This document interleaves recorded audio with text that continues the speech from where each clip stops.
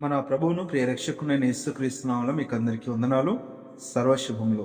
ప్రస్తుత కాలంలో ఎక్కడ చూస్తున్నా క్రైస్తవులపైన దాడులు, హింసలు, క్రైస్తవులను కొట్టడము, పాస్టర్లను చంపడము, పరిశుద్ధ గ్రంథాన్ని కాల్చడము, వారిని బలవంతముగా హింసించడము, చర్చిలను ధ్వంసం చేయడము, ఇవన్నీ చూస్తున్నప్పుడు మనసుకు ఎంతగానో బాధాకరంగా, కఠినంగా కూడా ఉంటుంది.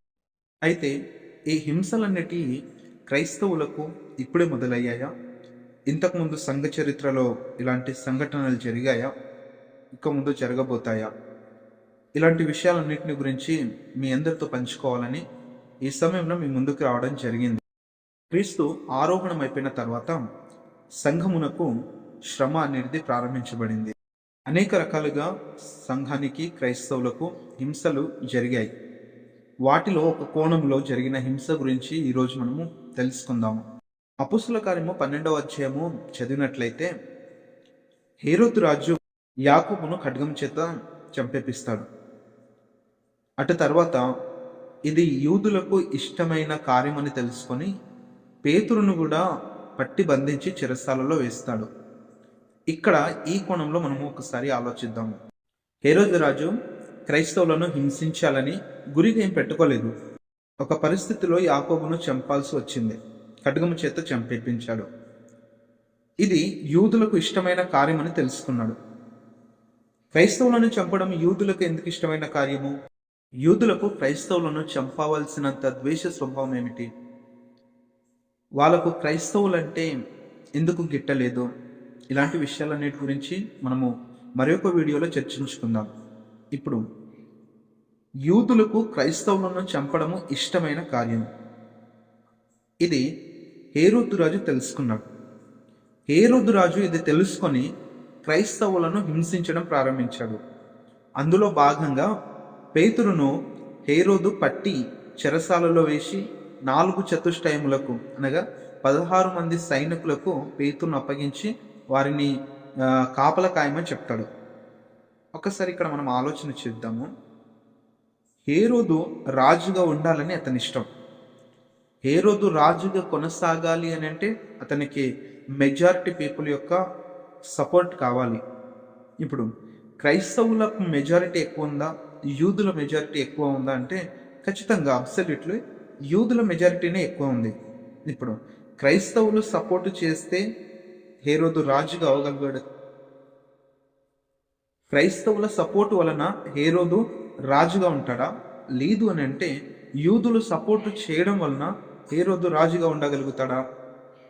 అంటే మెజారిటీ పీపుల్ అయిన యూదుల సపోర్టు హేరోదు రాజుకు లభిస్తేనే హేరోదు రాజుగా కొనసాగగలుగుతాడు. కాబట్టి క్రైస్తవులను హింసించడము యూదులకు ఇష్టం, వారిని లేకుండా చేయడం.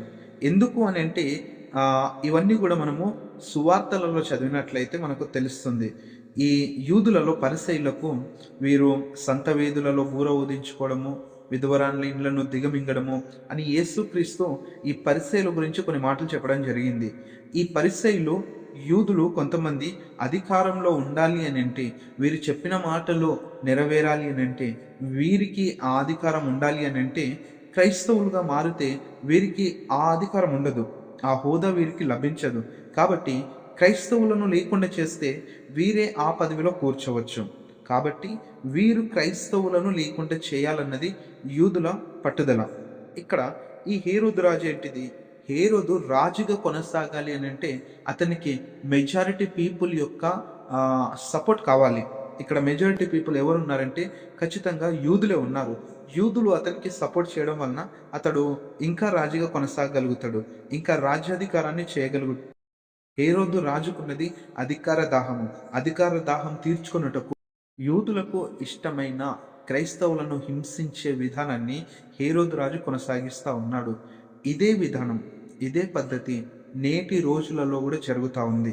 వారు పదవిలో ఉండడం కోసం, హేరోదు రాజు లాంటి వాళ్ళు పదవిలో ఉండడం కోసం యూదులకు ఇష్టమైన కార్యమైన క్రైస్తవులను హింసించడం. ఈనాడు క్రైస్తవులకు ఎవరైతే వ్యతిరేకంగా ఉన్నారో, క్రైస్తవుల్లో అని అంటే ఎవరైతే పడని వారు ఉన్నారో వారే ఈ రోజున మెజారిటీ పీపుల్గా ఉన్నారు. ఈ మెజారిటీ పీపుల్ యొక్క సపోర్ట్ వారికి కావాలి అని అంటే క్రైస్తవులను హింసించాలి. క్రైస్తవులను హింసించడం ద్వారా ఏం జరుగుతుంది? వీళ్ళకి మెజారిటీ పీపుల్ యొక్క సపోర్ట్ లభిస్తుంది. ఆ సపోర్ట్ వల్లనే వీళ్ళు అధికారం చేయగలుగుతారు. అక్కడ జరిగిన సంఘటన ఈ రోజుల్లో కొన్ని చోట్ల జరుగుతూ ఉంది.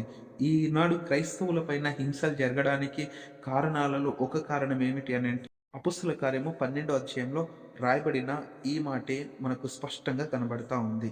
ఇంకా ముందు రోజుల్లో కూడా ఇలాంటి సంఘటననే ముందు పెట్టుకొని వారు అధికారంలో ఉండడం కోసము, వారు అధికారాన్ని దక్కించుకోవడం కోసము మెజారిటీ పీపుల్కి ఏది అనుకూలంగా ఉంటే, మెజారిటీ పీపుల్ ఏదైతే కోరుకుంటా ఉన్నారో దానిని చేయడానికి వారు ఎప్పుడు కూడా సంసిద్ధులుగా సన్నద్ధులుగా ఉంటారు. హింస అనేది క్రైస్తవులకు ఈ రోజున ప్రారంభమైంది కాదు, ఈ మధ్యనే ప్రారంభించబడినది కాదు. యేసుక్రీస్తు సంఘము స్థాపించినప్పటి మొదలుకొని ఇప్పటి వరకు హింసలు జరుగుతూనే ఉంటాయి కూడా.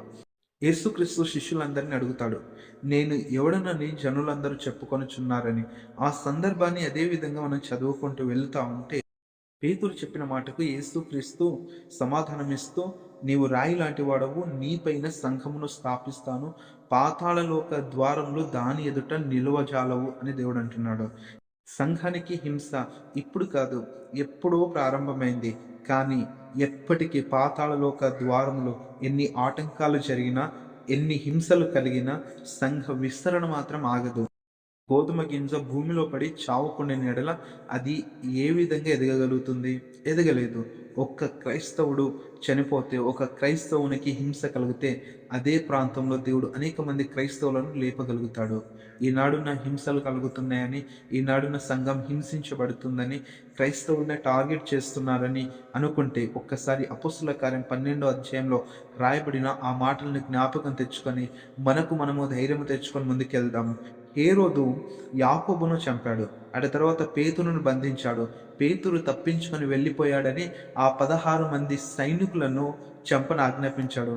ఫలితంగా అతడి ఒక హోదాలో వండుకొని తనకు తాను దేవుడిగా ప్రకటించుకొని, ప్రభువుగా ప్రకటించుకొని, చివరికి ప్రభువు అతన్ని మొత్తినందువలన పురుగులు పడి చనిపోయాడు. ఈనాడు క్రైస్తవులకు ఎవరి వలనైతే హింస కలుగుతుందో, ఎవరి ద్వారానైతే సంఘము ఆటంకపరచబడుతుందో దేవుడు ప్రతి ఒక్కరిని చూస్తూ ఉన్నాడు. తగిన రోజున, తగిన రీతిలో, తగిన పద్ధతిగా దేవుడు జవాబు ఇవ్వడానికి సిద్ధంగా ఉన్నాడు.